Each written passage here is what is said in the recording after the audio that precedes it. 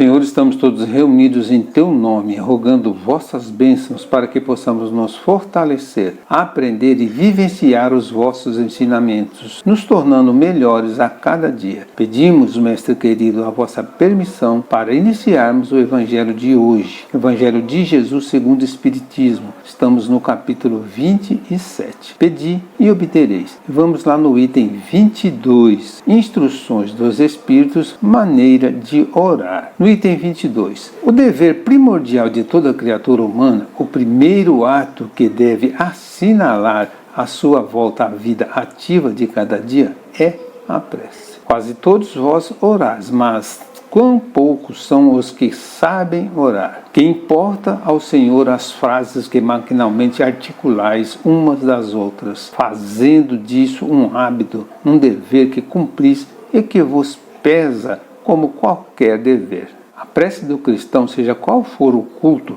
deve ele dizê-la logo que o espírito haja retomado o jugo da carne.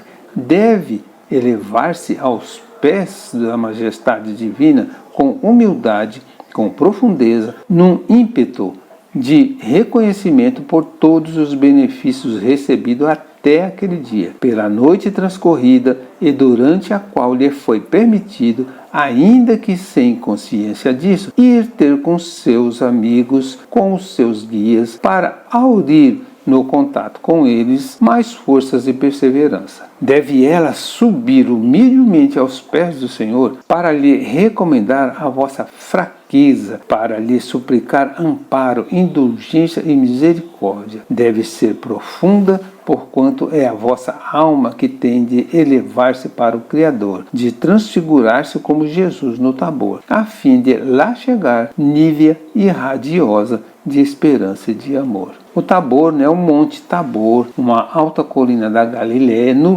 leste do vale de Jezreel, 17 quilômetros ao oeste do mar da Galiléia, 575 metros acima do nível do mar. Então, qual a melhor maneira de orar?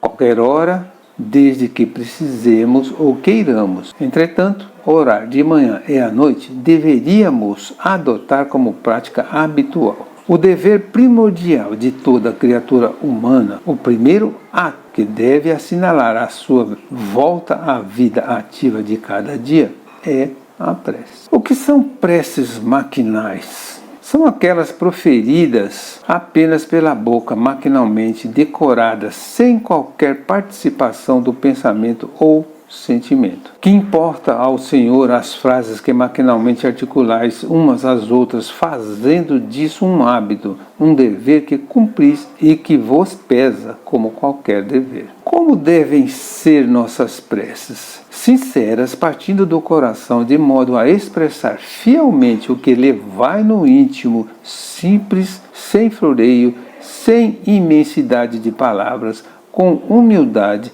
expressando nosso reconhecimento por todos os benefícios recebidos e pela nossa fraqueza diante de Deus. A prece deve ser profunda, expressando igualmente o nosso pensamento. A prece, sendo uma conversa franca e sincera com o Criador, deve refletir o que se passa em nosso íntimo, isto é, se desejamos agradecer, agradeçamos. Se desejamos louvar, louvemos. Pedir, peçamos.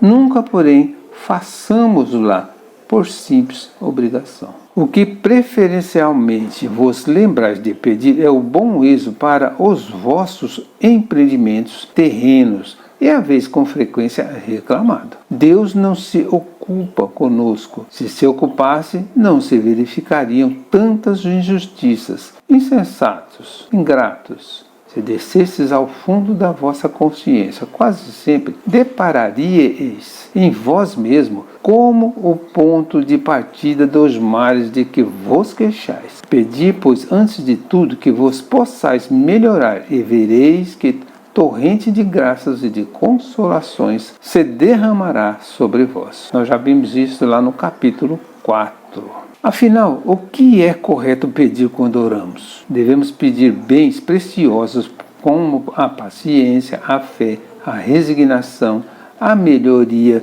moral, enfim, tudo aquilo que nos propicie a evolução espiritual. Temos a inteligência e a razão que nos dirige os passos. Usemos-las para decidir o que é correto pedir.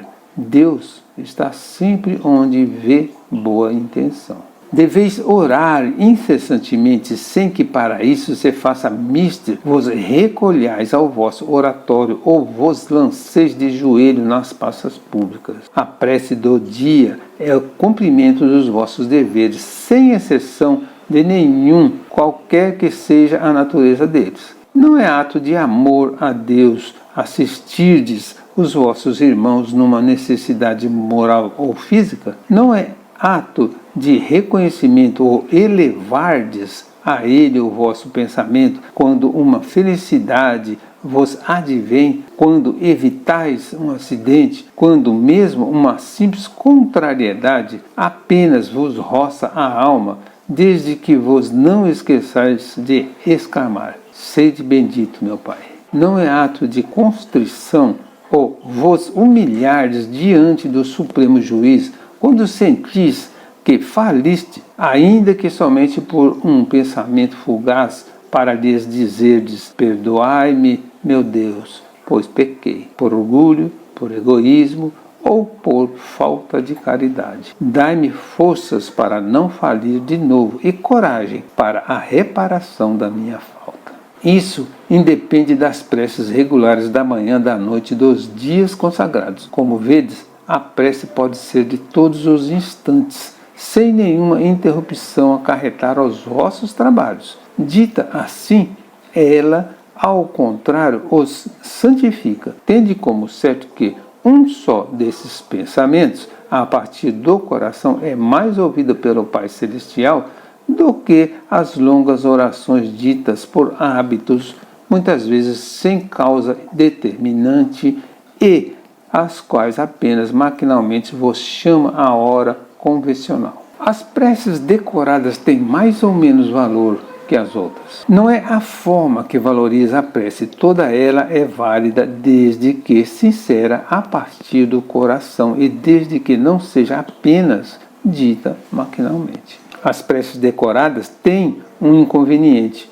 acomodar-nos o raciocínio, induzindo-nos ao fazer algo que não estamos pensando no momento de proferi-las, diminuindo-lhes a eficácia. O sucesso da nossa prece tem algo a ver com o local em que a proferimos e a postura física. Postura física pode ser a posição das mãos, cabeça, ficar de joelho, ficar de pé, deitado, sentado, etc.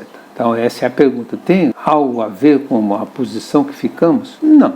Nada disso tem a ver, porquanto o que vale é a intenção e o pensamento que dão suporte e motivação à prece. Isso não impede, porém, que devamos escolher o melhor local, hora e postura que favoreçam o recolhimento e a nossa ligação com o Criador. As formas e posturas exteriores tidas por alguns como condições para a validade da prece não passam de criações, fruto da ignorância acerca de suas reais finalidades e características divinas. Conclusão: a melhor maneira de orar é aquela que mais nos predisponha ao contato com o plano espiritual e o Criador. Não há fórmula nem rituais para valorizá-las melhor. Só um requisito é indispensável, que parta do coração. Encerramos aqui uma parte do capítulo 27. Pedi e obtereis. Agradecemos ao Mestre Jesus todo o amparo e proteção. Seja nosso guia, Senhor, hoje e sempre. Auxilie-nos a sermos tão bons como o Evangelho nos ensina, a sermos mais amáveis, pacientes e resignados perante as provações que precisamos viver. Que Jesus nos abençoe sempre.